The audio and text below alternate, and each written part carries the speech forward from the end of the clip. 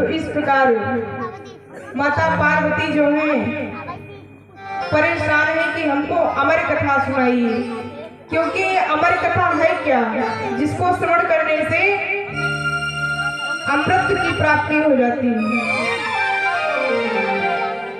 भोले बाबा ने बहुत समझाया, लेकिन मैया पार्वती ने नहीं माना। जैसे ही मैया पार्वती कथा श्रवण करने के लिए बैठी हैं, तुरंत क्या होता है, वहां पर एक अंडे के रूप में सुख था और वो बैठ करके कथा को सुनने लगा। और जैसे ही कथा को श्रवण करता गया और उधर माता पार्वती की कथा सुनते सुनते उनको नींद आ गई, और वो जो सुख था अंडे के रूप में, वो कथा को श्रवण करते करते फूटकर एक तोता हो गया, ओंकारी भर रहा है। भोले बाबा की जब आंख खुली और देखा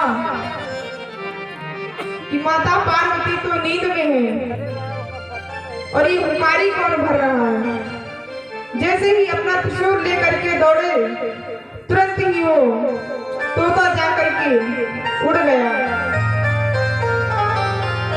और कहां पर जाकर के रुका है, व्यास जी की पत्नी बिड़का देवी जो थी अपने केसों को सुखा रही थी, और जमाई लेते ही उनके गर्भ में चला गया।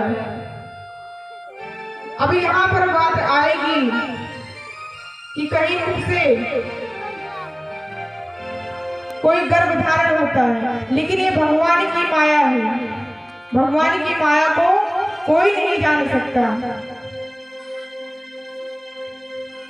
और जैसे ही भोले बाबा ने देखा, अपना त्रिशूल लेकर के दौड़े हैं, लेकिन वो बालक जो है उसी माँ के गर्भ में 12 वर्ष तक रहा।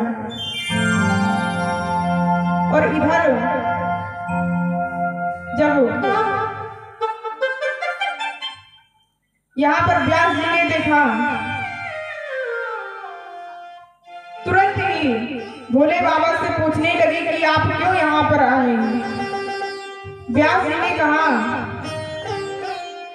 कि आपको नहीं पता है, यहाँ पर कोई चोर चोरी करके और आपके यहाँ बैठा है, आपको पता ही नहीं चल रहा। व्यास जी ने कहा कि चोरी करके? बोले हाँ। बोले आपके कैलाश पर तो कुछ रहता ही नहीं, सिलवट्टा की सिवा वहां पर क्या रहता है। लेकिन फिर भी भोले बाबा बैठ गए वहीं पर। अब वो बालक गर्भ से बाहर ही नहीं आ रहा है, क्योंकि उसको पता है कि जब आएंगे तो मुझे भगवान मार देंगे। उस बालक ने कहा कि जब तक भगवान मुझे परमिशन नहीं देंगे तब तक हम इस प्रपंचमयी माया में नहीं आएंगे। व्यास जी ने कहा कि यहाँ पर तो सब चोर हैं।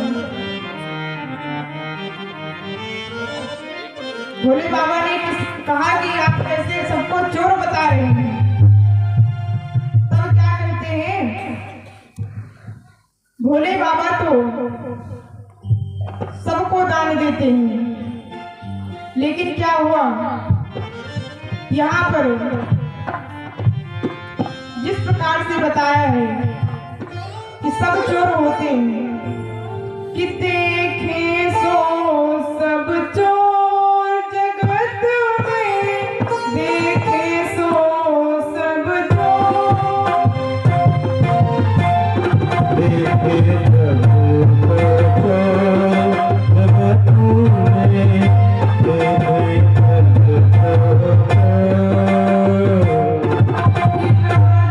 चोर राय सब रानी सहज चोर व्यापारी।